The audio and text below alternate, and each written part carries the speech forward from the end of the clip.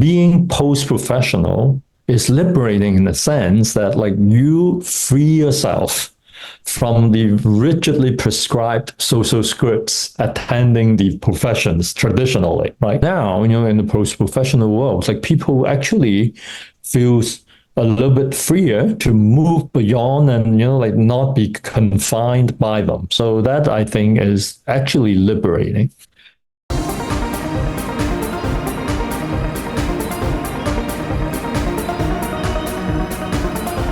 曾教授，歡迎你翻嚟呢個節目。Welcome back to the show, Professor. Hi, glad to be back. What is post-professionalism? Okay, all right. So post-professionalism as an idea is a line of thinking that is critical of and trying to take us beyond what is called the professional paradigm. That's sort of like a very academic kind of like definition. Basically, the key idea I want to emphasize is the word post or the prefix post here does not necessarily refer to a chronological reality. So you probably have heard about like post-structuralism, postmodernism, like post-colonial and post-feminist and all that. It doesn't mean that whatever follows that word has disappeared. It's just the word post means that like you are being critical of the word that is following it, and then you want to move beyond it. So whatever follows the prefix post are likely to remain at least for another while, right? So basically the key idea here is being critical of and like wanting to go beyond the professional paradigm. So how did we get to post-professionalism? The key idea is very simple. Actually, the professional paradigm, like if we do not want to use academic jargon, we can say the professional model, right, has been steadily crumbling since the Second World War. And let me give you a little bit of context, right? So when the professions first emerged in human history, like if we're dating back to like maybe even the Middle Ages or maybe even pre-Renaissance in the West, and then in the East, right? Actually, the whole idea of professionalism probably came with like Euro-American influence, which would like bring us back maybe to the 19th century. So the professions, like back when it first emerged, right? It was in a context when, like, first of all, most people were uneducated. So if you're an educated professional worker of any kind, you almost immediately belong to the elite class of society. So I want to give you like some very concrete, specific numbers so that we can follow more easily. Back in 1945, right after the Second World War, most countries, actually all countries in the world almost, had less than 5% of their adult population being university educated. The United States was leading the world, like they have something like 5 to 6%. Canada, for that matter, we approximately had like 3 to 4% of our adult population being university educated. In Western Europe, like it can go as low as like 1%. In Eastern Europe, almost no country had more than 3% of the adult population being university educated. 15 years later, right, in 1960, the numbers didn't change significantly. The United States, 7 to 8% university educated. Canada, 4 to 5% university educated. Eastern Europe, 3 to 7. Western Europe, 3 to 7. Eastern Europe, 3 to 5. So that gives you an idea, right? So most professional workers or practicing professionals are university educated. So by virtue of the fact that you're a professional, you already belong to the top 5, top 3% of the population. So this is why professions are associated with like prestige, discursive power, and generally good financial reward compared to the rest of the population. So, but that has changed, right? So we now, education has been popularized. One of the things that was very interesting, an author by the name of Walensky pointed out in 1964 that like everyone sought to be a professional. And then he predicted that, well, one day we'll get into the state where we will like go through massive popularization of higher education, and then we will have the phenomenon which he referred to as the professionalization of everyone. And when that happens, then it'll be very easy to imagine that the like elite status of the professions would disappear. And I think this is what has already happened with basically most professions, even with the sort of like the still pretty prestigious professions like medicine and law. If you compare to the kind of like social respect and the status that lawyers and doctors enjoyed, say back in the 1960s, compared to what it is now, I think most people would agree that like there has been a decline in like status, like and even relative reward. Like when we say relative, we are comparing the profession's income to the highest income group in society. And back in those days, you were comparing with like wealthy people who were in industrialists, real estate, and all that. And back in those days, because the professionals themselves are part of the elite group, they usually also have like alternative sources or additional sources of income. They also have like social capital that has something to do with the professional status, but very often it actually has more to do with their own family background and social capital. Now the story is totally different, right? So what we have been observing over the last many decades is the steady decline of professional status and professional reward, especially in terms of like relative financial reward. So, yeah. Yeah, I've seen that in the legal profession firsthand, speaking as a lawyer. Yeah, like so, and you can probably say the same thing about most other professions. Yes. Yeah, and again, having seen this firsthand in the legal profession, even the general attitudes toward the legal profession from a social perspective, from a person-to-person perspective, has also changed quite a lot over the years as well. So, for example, when someone says they're going to law school, there's still that sort of sense of, oh, wow, congratulations, you're going to law school. People still look at it as it's a difficult thing to achieve, but they don't look at it with the same level of, oh my goodness, this person is basically a saint. That's really right. And frankly, no one should ever judge a person by their profession and say whether they're a saint or not. That just doesn't make sense. But the general attitudes have certainly changed, and the economic parts have changed, especially in Canada, to the extent where it's debatable whether or not going into the legal profession is a financially viable thing to do for some people now, and a growing population, unfortunately.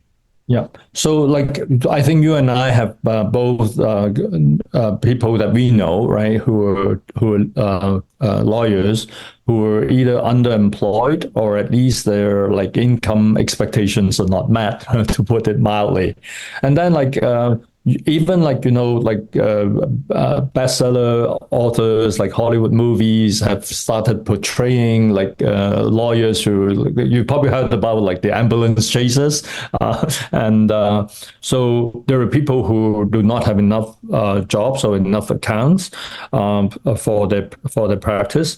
And you also see, like, say in the area of medicine, you have people having difficulty looking for like the kind of residency that they needed to move into the specialization. And even when they qualify, they do not necessarily meet their income expectations. So, and then obviously there are also people who are underemployed or like outright struggling for meaningful, rewarding engagement. Yeah. And I would even argue that there are certain parts of the legal practice itself that are not as fulfilling as Mm-hmm. they were originally thought to be. Part of it is potentially because, speaking from the Canadian Ontario perspective, because of the backlogs that are in the system, that delays everything. So, Yeah. because it delays everything, everything slowed down. Your Mm-hmm. practice, to a certain extent, is slowed down as well. So, Mm-hmm. especially when you're a junior or a relatively junior or Mm-hmm. mid-level associate, when you're working in this area, you may feel like you don't really see the full picture fast Mm-hmm. enough, because even your fastest cases would take about a year Mm-hmm. from the initiating proceeding all the way to Mm-hmm. trial, but if even that. So Mm-hmm. that time scale, I think, has also affected Mm-hmm. the fulfillment in the legal profession, and unfortunately, it also contributes, along with the increasing workload, to some lawyer burnout as well. Yeah. Oh, this is very interesting. Like what you're pointing out, Amos, is like something that I have probably not paid as much attention to as you do because you're right there in the trenches. But but conceptually, like this is how I think about it.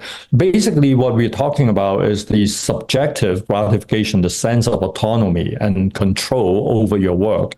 All of those have also diminished, leading to a less gratifying professional life. Yeah. And that's why more and more people, and speaking from concrete examples within my own personal life and professional life, that's why there's many people who feel very disappointed, not just with their own work, but who are always saying the grass is greener on the other side. They're looking towards Mm-hmm. other areas of work or even different countries around the world to Mm-hmm. search for that sort of meaningful, satisfying, gratifying work. Mm-hmm. Hence why we see a lot of content creators coming Mm-hmm. out on social media, especially on Mm-hmm. Instagram. Now, for me, I've generally moved off 90 to 95% off of social media. The only reason why I'm on social media now is for the sake of this podcast and for anything academic or philosophical related. Outside of that, for me, I found the issue is that with more content creators that come out, the Mm-hmm. market then becomes even further saturated as a whole. But again, this comes from, this is a slightly different discussion, so I want to get into this too much, but this is Mm-hmm. more of, I think, a potential result as to what most Mm-hmm. people have felt with their, again, the disappointment with their own work, whether it's in law, medicine, or anything else. And COVID also did something with it. I Oh, think yeah. the pandemic certainly contributed to this rise. Yeah, I agree with you totally. And so, like, you probably have heard about, like, we have like an unusually high rate of like the people developing depression or substance use, or even in extreme cases, you have suicide. That can be traced back to a sense of alienation, can be traced back to burnout or work stress, and those numbers are high among some of the most envied professions, law included. That you're probably aware. So yeah, like so that is like one important development. Like so, basically, the quality of professional life has declined. The other thing, which is like sort of more structural, is that most professionals.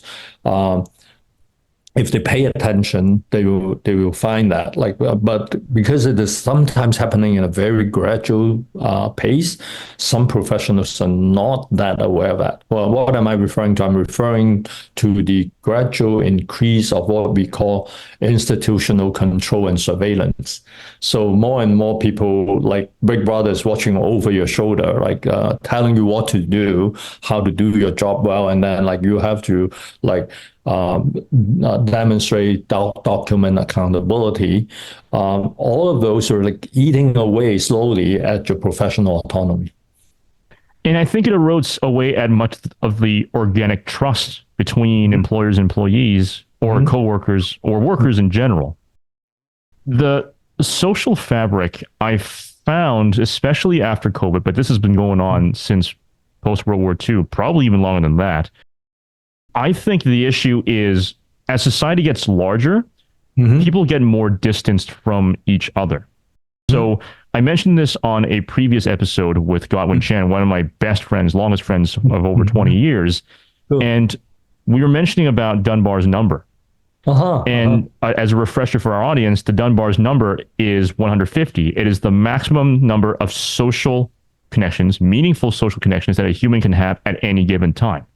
Now, we have over 8 billion people in the world, so it's impossible by any means in your lifetime to meet every single person for a meaningful relationship of any kind. So back to the current conversation about post-professionalism and how people just don't feel satisfied or gratified with their work and leading to substance abuse and the surveillance of this, I think these have become, quote unquote, accepted because people just don't know each other. And even amongst friends, I would even argue, even amongst romantic partners, people don't know each other as much as they did 100 years or 150 years ago when societies were a lot smaller and much more grassroots.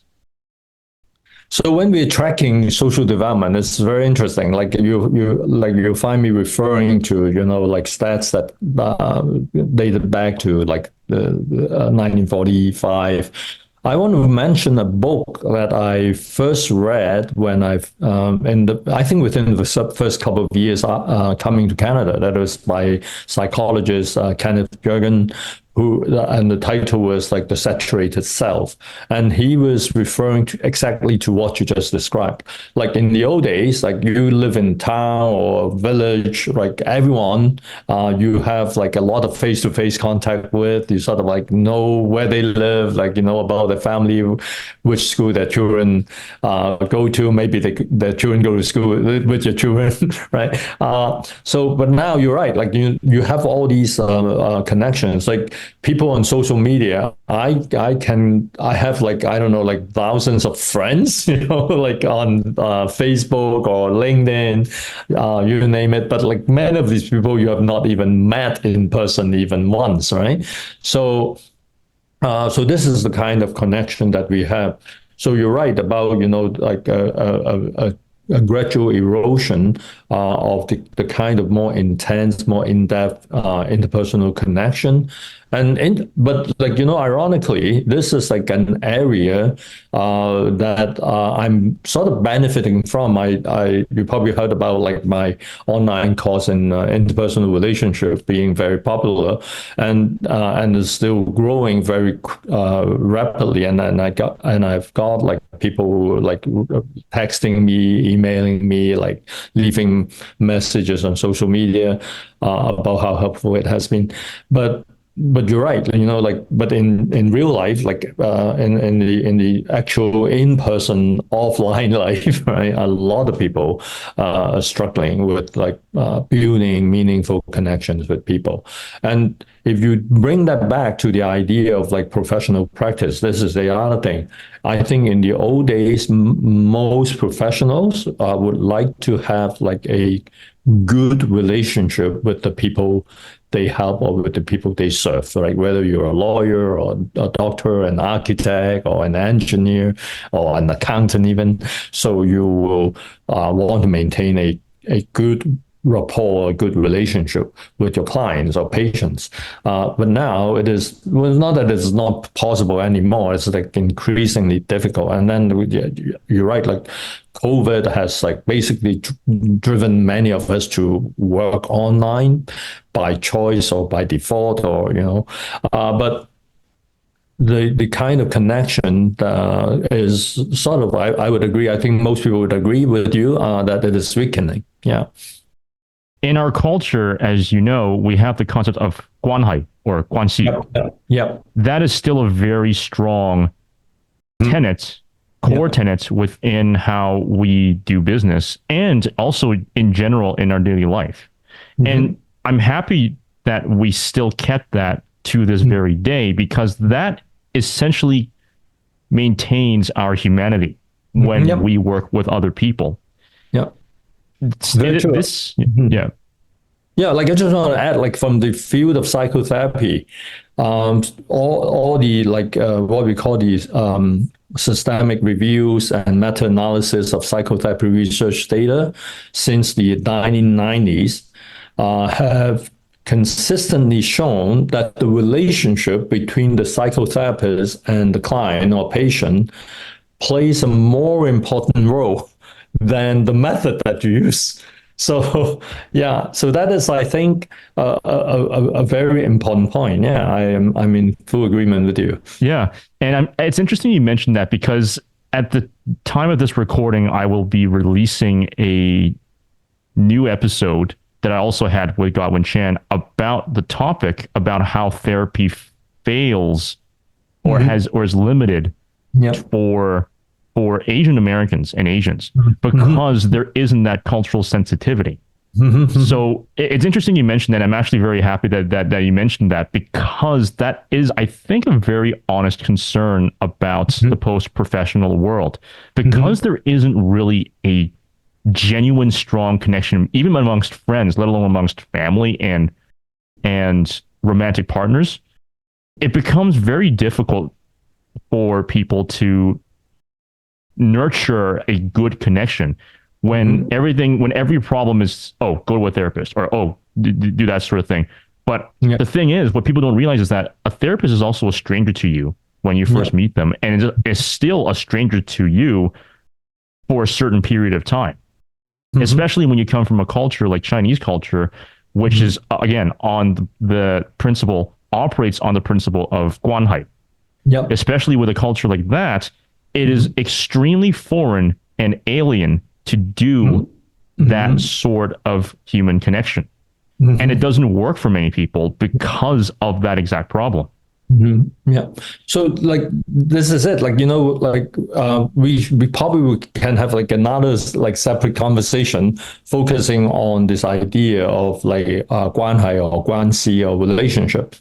But you're right. Like, you know, for a lot of things to happen or for a lot of things to happen effectively, the trusting like very mutual reciprocal relationship is the foundation. Like you probably have like found it in your practice of law. I know in your previous life you were in family law, and you probably have like had a lot of first-hand experience with that, right? So the quality of the relationship actually to a large extent affect the outcome of like what you're trying to achieve professionally. Yeah.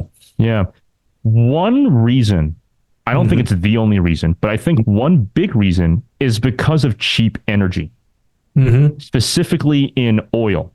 Now, there's an academic named Professor Nate Hagens, and I mentioned his name and work a number of times on this podcast.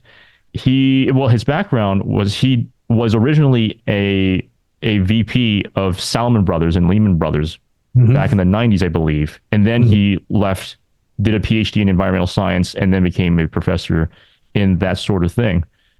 And his main academic arguments is that oil has allowed us to achieve the carbon pulse, or allowed us to enter the age of the carbon pulse, which lasts only about a couple hundred years. Where cheap energy has allowed us to exponentially boost our economy by about 3,000 times, more than any energy source at any point in both recorded and unrecorded human history.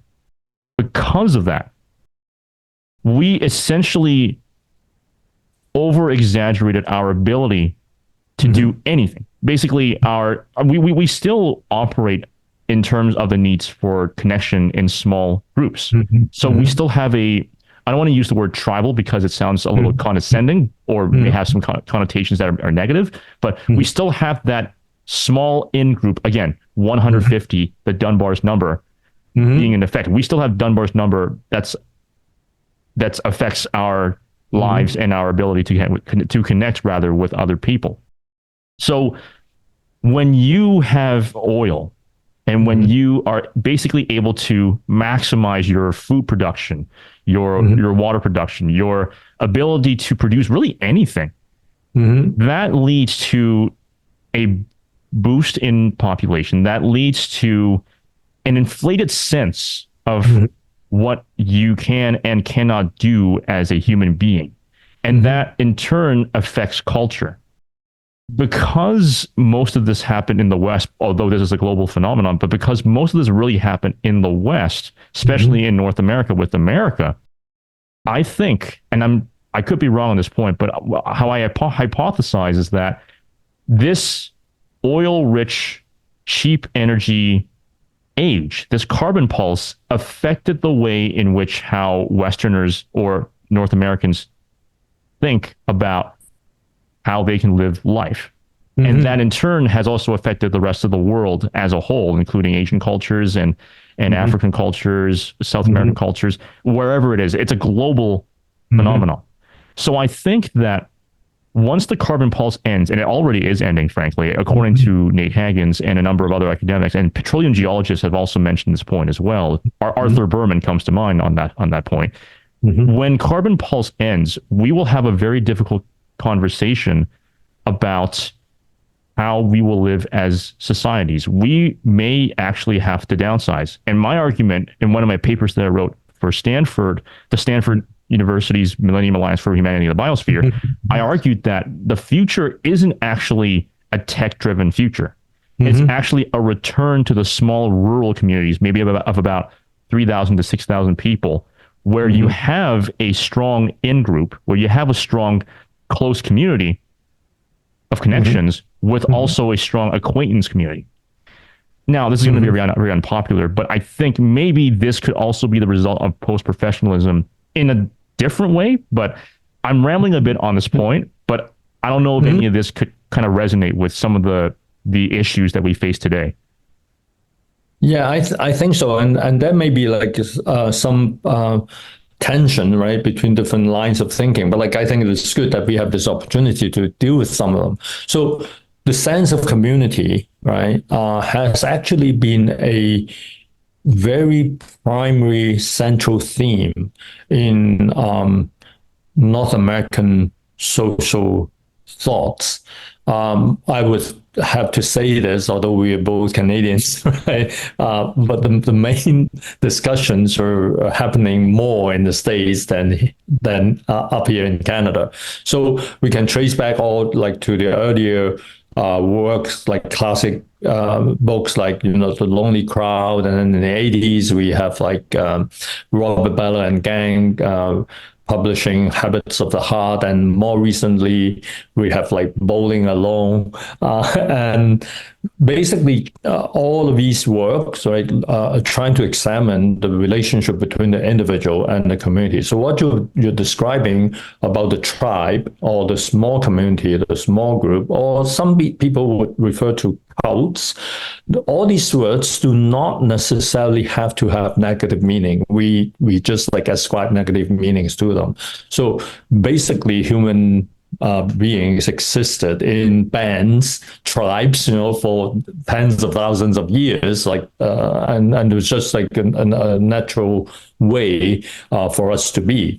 So, but then the challenge now is that this very natural need to develop sort of like more intense and solid relationship with each other has been disrupted by the use of technology, which is like so popular, and that can be related to the carbon pulse that you referred to. Like, so now everyone has like multiple devices, right? So my mom was like 91, right?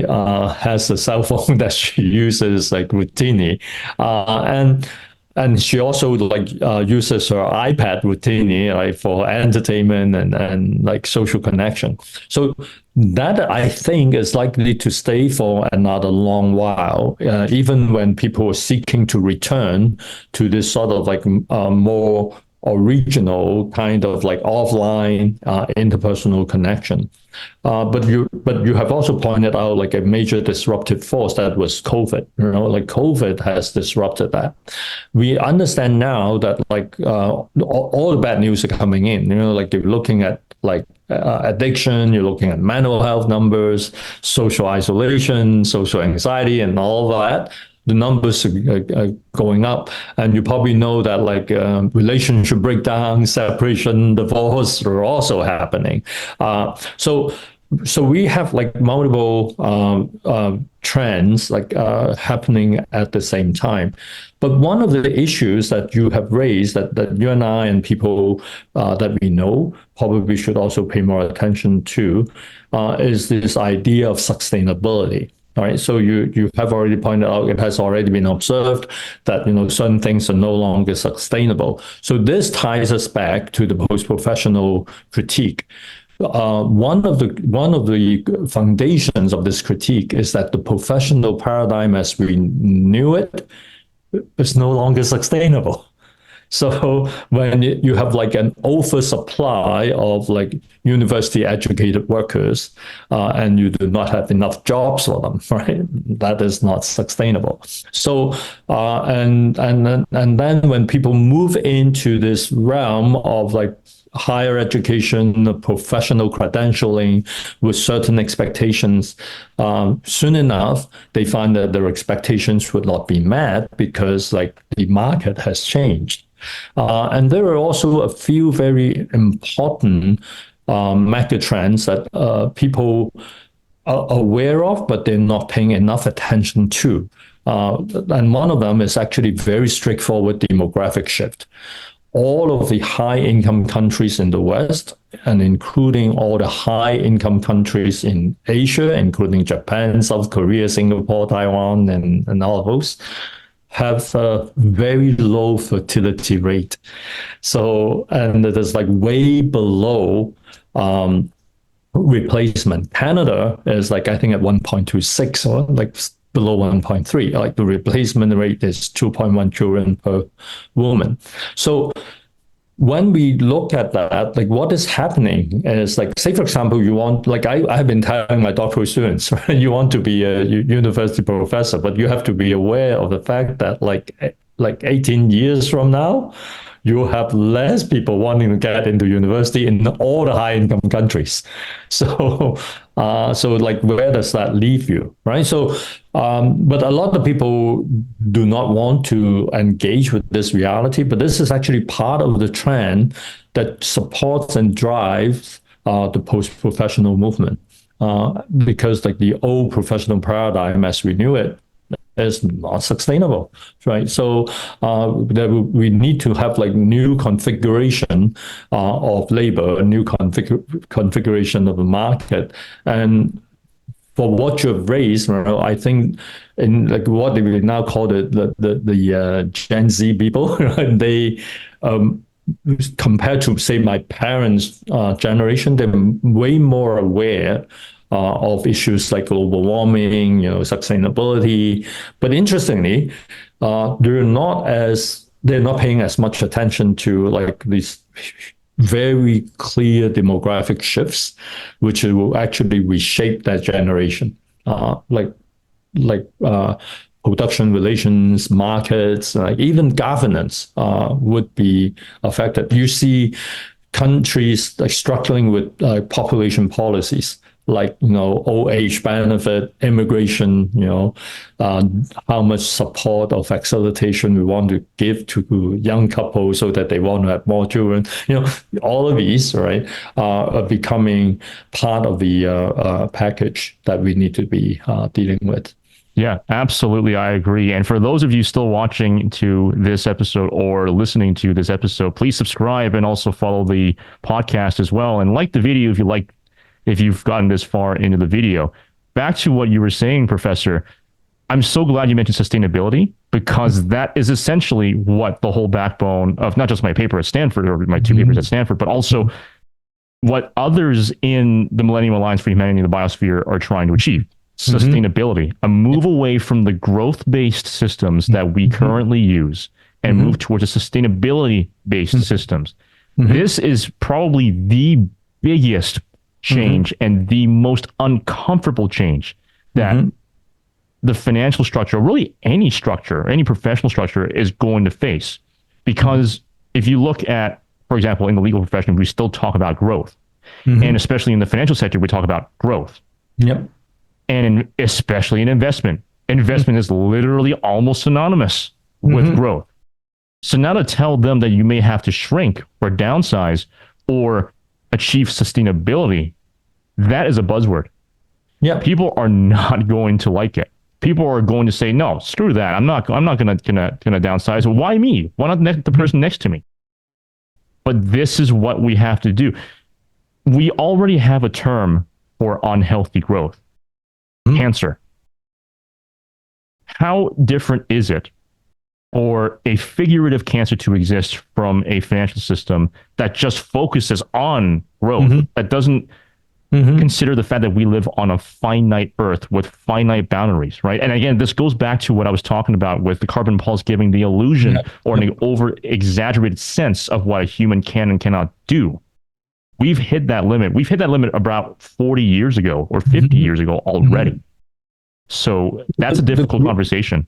Yeah, I know. But so I belong to an older generation, but I remember clearly when I was in university in the 70s, people were already talking about the illusion of growth. And then people have already been pointing out that you cannot assume that growth would just continue forever, right? So back even to the field of investment, there are a couple of things that I want to mention because these are all connected to sort of my post-professional thinking.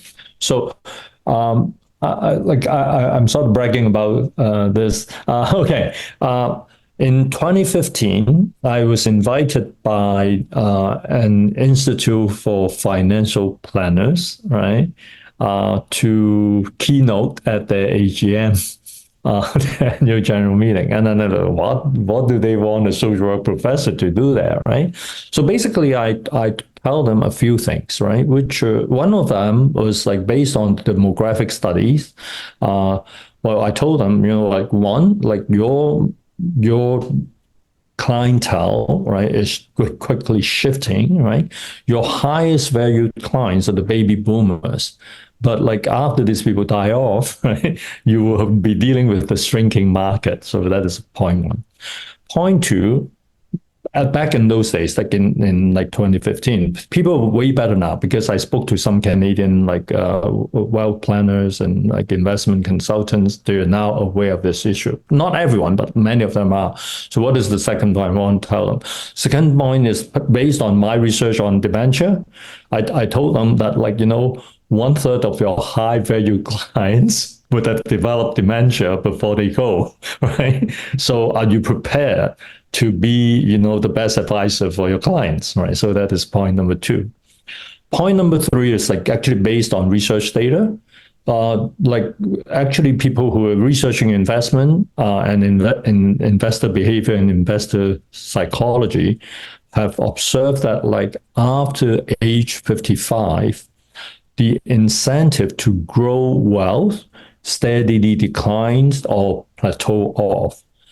But one of the most important central concerns that investors have, the financial planners are totally clueless. That is now that I have so much money, right, I have grown my wealth, right? How can I use my wealth to bring me the maximum gratification? Right. So I actually asked this CEO of this Institute for Financial Planners, if someone like Warren Buffett comes to you and say, hey, other than giving half of my estate to Melinda and Bill Gates Foundation, do you have a better option for me? How many of your members are capable of coming up with a meaningful answer? So that is one very important piece. And then we have at least 2 Nobel laureates who have pointed out to us that even in the area of investment and economic behavior, the long-held assumption that human beings behave in a rational manner to maximize utility for themselves is simply wrong. So who am I talking about? I'm talking about Daniel Kahneman, who won the Nobel Prize in Economics in 2002, and his colleague, mentee, Richard Thaler, who won the Nobel Prize again in 15 years later in 2017, right? So like even when we're talking about like investment, right? What I want to point out is that what these investors really need are not, these are needs that are not met by the like wealth management, like financial planning professionals. Right? So that like this is like that adds to my earlier observation about how the professional paradigm is sort of like not sustainable, and there are signs of it crumbling. Right. So this is like another example of like what is happening to the professional paradigm. And if you're not responding in a comprehensive manner to changing human reality, soon enough you basically rendering yourself obsolete and irrelevant. So how can people adapt to this post-professional world? Okay, so let me like start by like outlining, right, like how does like professional critique work, and how does it help us, right? Okay, so first of all, I want to sort of like say this, like I did not come up with the idea of post-professionalism. My sociologist colleagues did, way ahead of me. Like like as early as the 70s, we have like people like Ivan Illich, who is already critiquing the professional model. Right. One of the professions that he used as his example back then was medicine, actually. So, but over the last long while, like I think starting in around year 2000, many of the trends that earlier critics have observed are becoming quite evident, right, to a lot of people. So you have like people in actually in law as well. You know, I can send you a publication like about post-professionalism and law. And then in psychology, which I'm more familiar with, in architecture, in medicine, like increasingly people are aware that the traditional professional paradigm that they're holding on to are no longer sustainable. So there is this like rapid shift, right, from the old paradigm to the new situation. So what characterizes the new situation? The new situation is not defined according to like rigid professional boundaries of knowledge and expertise. So like we just had a casual chat before we started recording today, right? We talk about like, say, for example, mediation. That is a service provided to couples contemplating divorce. And now, as you know, like lawyers are doing that, and then we have counselors doing that, we have social workers doing that. Obviously, we have like people who are religious professionals, the priests, and like they have been doing that as well. So some of the people are more effective than others, but that does not necessarily follow professional lines. You know what I mean, right? So that is like an interesting phenomenon. You know, we have like human challenges that actually require us to bring together multiple bodies of knowledge and skills, which cannot be found within one finite profession. So this is like happening everywhere, right? With anything, like cancer even. So previously we've thought, oh, cancer is a medical problem, right? Like you have surgery, you have radiotherapy, you have chemotherapy, right? What have you. But we also know that now, you know, like your lifestyle, you know, the level of stress, whether you have social support or not, right, can all play a role in determining the outcome of your cancer, right? So then all of a sudden you need to bring in different people, right, to offer the best solution to the problem. And we can actually name almost anything, right? So that is like a very interesting development. The other thing, of course, is the whole labor market itself has shifted. Marcy Avoa, back in 2007, published this highly influential book titled One Person, Multiple Careers. And because of the book design, right, the cover design has this like slash, which is like a key on our computer keyboard, like the slash. So people started using the term slash youth or slash like, so you have people telling people that, oh, I'm a lawyer slash violin player slash like children literature writer. That is like happening with increasing frequency now. So I myself, right, can list maybe like 10 different professional roles that I have played for pay, and actually that also includes children literature writers. So that is like, what people are increasingly moving into, and people are very comfortable with that. So one of the things that everyone noticed in 2023 is the emergence of AI, and is like taking over increasingly different aspects of our life. So that is another phenomenon. It is not a product of post-professional work, but it is like clearly associated with the movement towards post-professionalism, and it actually accelerates the redefinition or reconfiguration of the professional space. So what we also see now is very interesting, is that in the world's most profitable firms, if you look at the job ads, increasingly you find them, they're leaving out academic credentials. They do not ask for like a degree in whatever. They basically very specifically ask, like, do you know how to do this? Like, we're looking for someone who can do this. And then if you think you have the skills, you apply. And we have found increasingly people in what traditionally were monopolized by given professions to now like move into roles that they have not been imagining. And I am also seeing, because I work in a university, I'm seeing it like happening right here. So I'll give you an example. I'm now working on AI and chatbots, right? So one of the persons on my research team who is sort of like making the most fascinating contribution and like innovation is an undergrad in political science. Like she has not received any training in computer science, psychology, or social work for that matter. But on my team, I have other people who are postdocs, and then we also have like faculty members from computer science and engineering. So, but the interesting thing is we are all working on the same issue, trying to come up with the same product. So like I can be very specific. One of the products that we are now working on is to create chatbots that can like perform different functions. Right.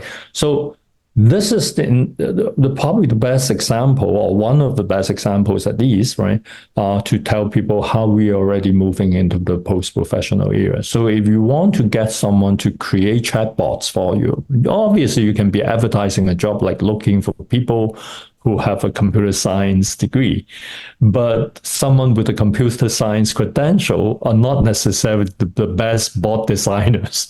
And then there are people who didn't have that credential have already been quite successful, like coming up with different things. So I think that that is like what is happening now in the post-professional era, and what is now happening, like if I want to summarize, is like there is like a rapid reconfiguration of professional functions and roles, and we have to respond very quickly to ever-changing challenges in human society, including some of the issues that you just raised. So, and the whole idea of sustainability is actually key. So, how sustainable is the old professional paradigm? if we want to build something that is more sustainable in the post-professional era, what should it look like? So that is the kind of questions that we now have. Yeah, and I totally agree. I think also another means of approaching this post-professional world is going off of what you were saying about having multiple different areas of knowledge. What I'm personally doing is a version of that where I'm trying to see connections between different places that may seem unrelated at first, but actually have many relationships and connections as a whole. I think in even my own working experience, way before university, I was a classical pianist. I still am, but I don't perform as much as I used to before.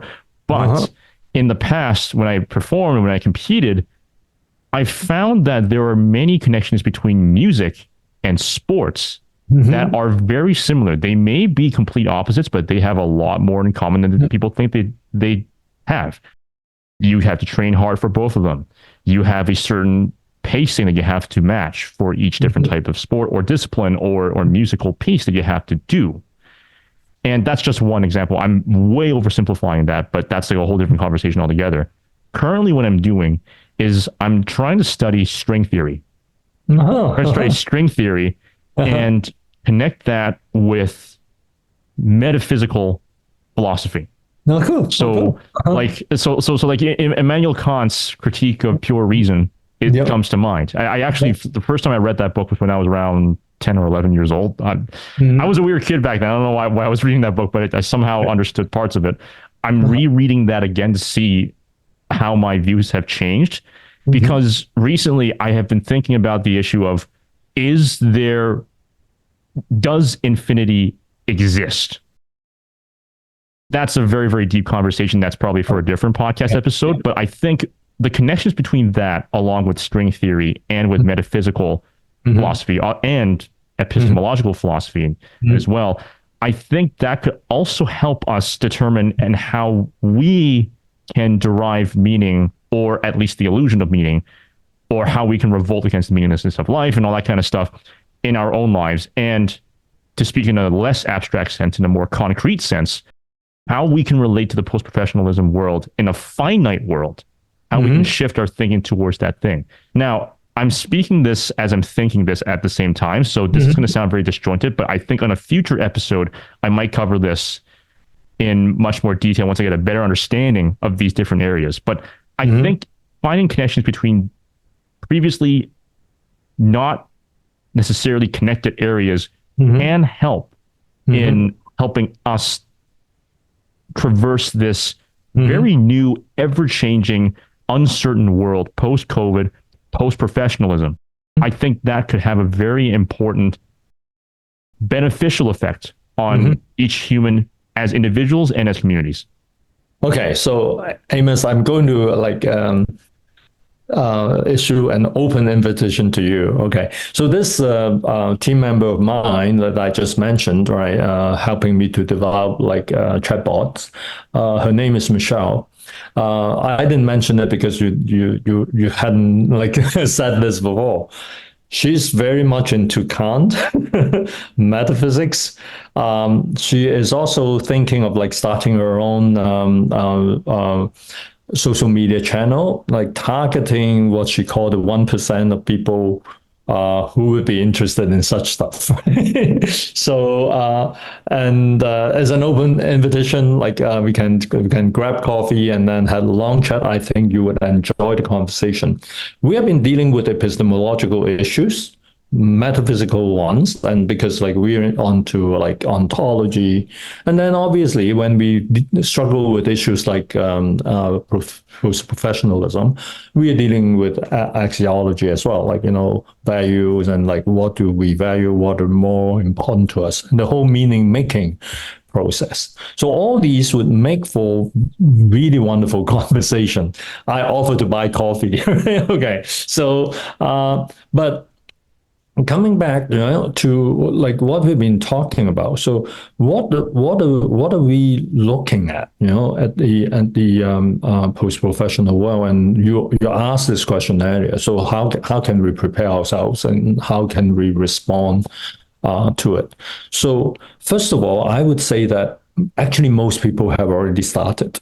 So I think you have already started responding to the post-professional world without even thinking or even hearing about the term.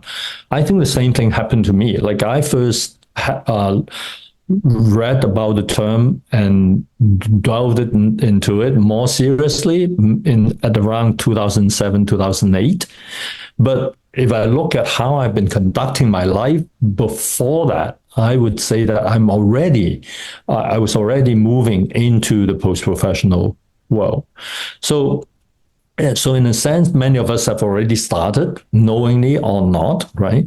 So some of the key features that I really want to point out, right, is that being post-professional is liberating in the sense that like you free yourself from the rigidly prescribed social scripts attending the professions traditionally, right? So you're a lawyer and you should be doing this. You're a doctor, you should be doing this. And you may have paid attention, even in the legal profession. It's in the old days, it was unspoken, right? So it actually pertains to things like how you carry yourself, your dress code, do you wear your business suit and wear a tie to work, stuff like that. Where you go out to lunch, like your consumption patterns, like who do you hang out with? So there were like heavily prescribed social scripts for people in like different professions. But now, in the post-professional world, it's like people actually feels a little bit freer to move beyond and, like not be confined by them. So that I think is actually liberating. The other thing, of course, is that you're going through this yourself. Like, in the old days, you get your license to practice whatever, right? And that license is valid for life. Like, so in the 40s, like after the Second World War, you get a license to practice law, you get a license to practice medicine or like architecture or engineering for that matter.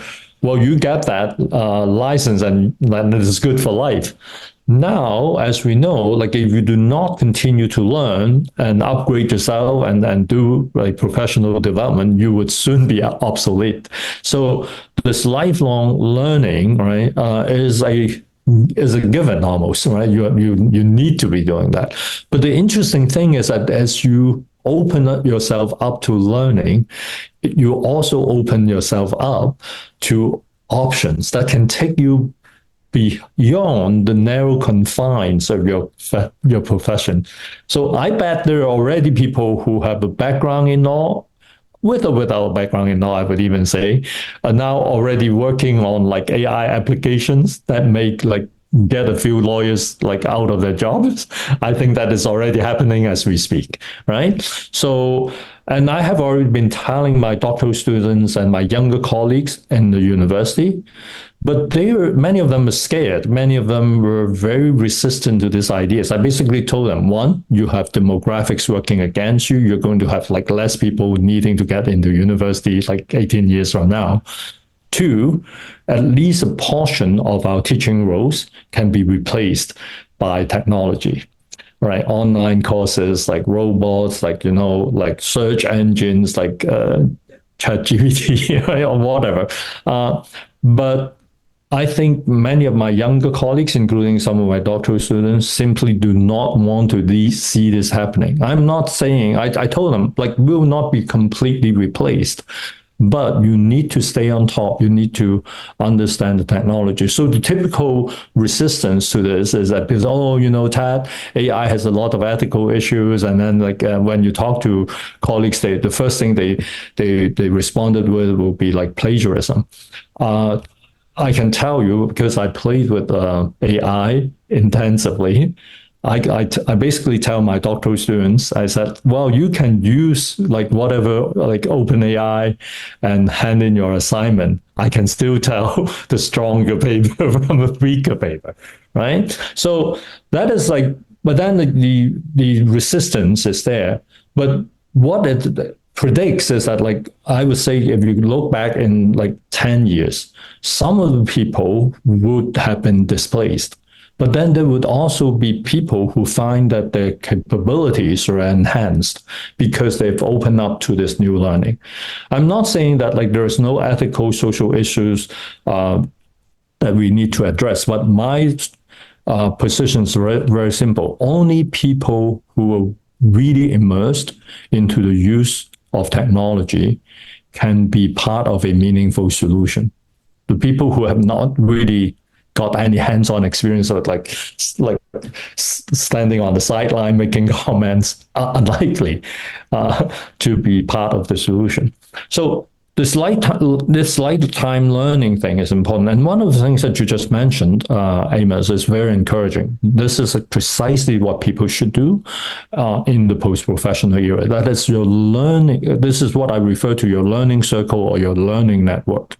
So you do not just hang out with lawyers, right? I do not just hang out with like social work professors, because the knowledge that we need to gain, we're not from colleagues from like this narrowly defined profession. You and I were both reaching out to people, right, who are not from our field, and we learn from them. And we allow ourselves to be challenged by them. And like, do you want to think about this? So I have like people in economics, right, reminding me that human bodies are not all the same. So you cannot expect the same pharmaceutical agent to work uniformly across human bodies, right? So at the dinner party, for instance, right? So that is like a big insight for my understanding of dementia, so, and how it can be treated. So like we need to open ourselves up, right, to like knowledge from multiple systems. And this is a character of the post-professional world. So being able to interface with like different modes of thinking and doing things, putting our own understanding aside. So I'm really encouraged that like you're talking about, okay, I'm a lawyer by training, but like, I play the piano and like I read Kant, right? I'm interested in metaphysics. That I think is the way to go. Instead of saying that, okay, I only do like, actuarial prediction. Like, don't tell me about Kant, right?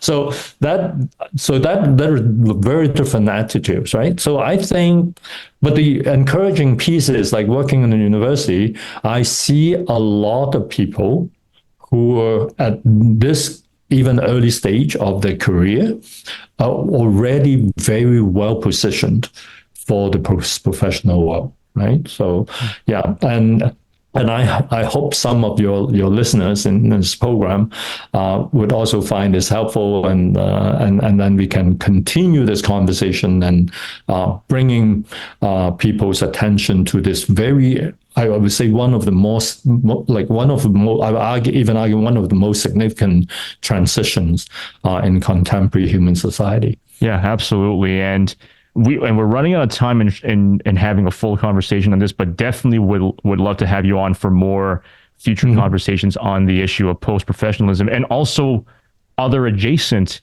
issues that are happening as well. Yeah. And at the end of the day, I guess some closing remarks on my end is that at the end of the day, it's a chance for us to ask ourselves, what does it mean to be human? Because precisely, like right on. Yes. Yeah, because knowledge does not operate in a vacuum. No. And especially in a profession like law, which tries to be as siloed and as isolated as possible, at some point that's just not possible. Even the laws that make up Canada have a political sense to it. You don't have to be partisan, but you do have to be aware of the political underpinnings behind it, regardless of where that source comes from. You can disagree with it, you can agree with it, but you must be aware of it. Same thing in really everything else as well, in the way how we live life. I mean, we've talked about pre-professionalism and post-professionalism and how societies have changed and how they're still changing. At the end of the day, many people talk about being out of their comfort zone, but when move comes to shove, they genuinely don't want to do it because it's just too much. So I think asking ourselves first, what does it mean to be human, would better ourselves and the people around us, foster better human relationships, especially on the family and the friendship levels, and let alone the colleagueships and the acquaintance level as well. I think doing that would help us adapt to the post-professionalism world. So yeah, my closing remarks on this for now on this point. Wonderful. Can I say one thing before we go? I have to really thank you, Amos, for bringing this up, because like in my previous articulation of the post-professional era, I have not made this point explicit. And I really have to thank you. This is like sort of one of my most valuable takeaways today in this conversation with you, is that ultimately, what is it about? Ultimately, it is about being human and serving humanity. Like that was supposedly the primary objective of the professions when they first emerged. But like somewhere along the way, like we become self-serving, and then like we have forgotten about our commitment to this. Like some people will find this like high-sounding, idealistic, but I think ultimately this is what it is about. It is about like being human and serving humanity. Yeah. Thank you very much, Roy. Like this is really ultra valuable. Thank you. Well, you're very, very welcome, Professor. And I actually should be thanking you for being able to allow this conversation to happen. This is a conversation that I myself have been wondering about for a number of years, even before COVID. So a great opportunity to have spoken with you about this, Professor. I know you have to go quite soon as of this recording, but again, thank you so much. You're always welcome back on the show. I'm always happy to be back. Okay. And good. Thanks again to our audience for tuning into this episode of This is the Legend of Post-Professionalism. This is a current, new, changing transition period. Scary, exciting, anxious, uncertain, but it is a phenomenon to be aware of. And Professor Tat Tsang will be a regular also on this podcast as well. I'm very happy to have him on future episodes. Delighted. Yeah, absolutely. And once again, if you want to hear more about Professor Tsang, especially from his first episode here, I'll leave a link to the description of this episode or in the cards. I'll describe where I want to leave it for how you can to tune into it. I believe it's episode 5, I believe is the number. So yeah, tune into that one. That's also a great, we went through a 3-hour conversation on so many different topics about Chinese culture and all that good stuff as well. But be sure to subscribe to the YouTube channel or follow this on all of your favorite podcast platforms rather. And be sure to continue to tune into more great content on this podcast. Once again, thank you so much for tuning in. Signing off for now, this is Amos Vang. Stay safe, stay healthy, and stay legendary.